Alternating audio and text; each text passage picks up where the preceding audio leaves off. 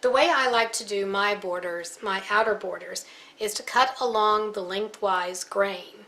This is folded with the selvages on two ends. This is the selvage, and over here is the other selvage. And you can see I folded it up about twice, two or three times. There's 8 layers of fabric here. So again, you open it up and you put the selvages on either side, and the center crease, you'll press that out because it will be in the way.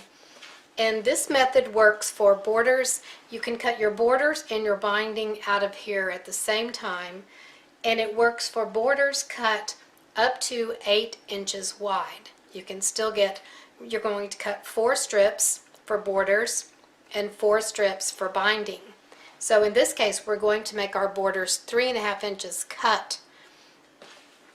And we'll start on this end here. Now to cut this, you're first going to cut off the selvage and toss it. And I'm going to cut 4 strips for the border. And these strips I want to be 3.5 inches wide.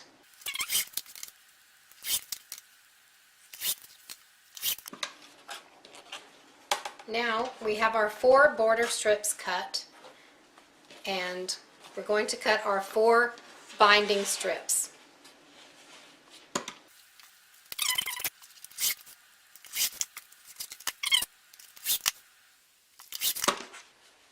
So now I have my 4 binding strips and my 4 border strips.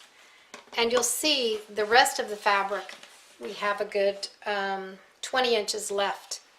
And this is going to be 20 inches times the length that we cut. So you have a lot of long, narrow pieces you can use to piece backings or whatever you want to do with it.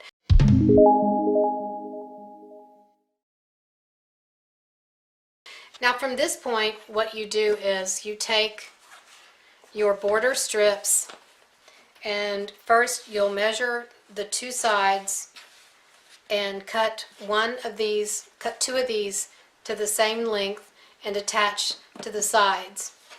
Then you'll press those open, or press those to the border, and then you'll measure your top and bottom measurement of your quilt top. You'll cut these 2 to size and stitch 1 to the top and 1 to the bottom, and then you're done with the quilt.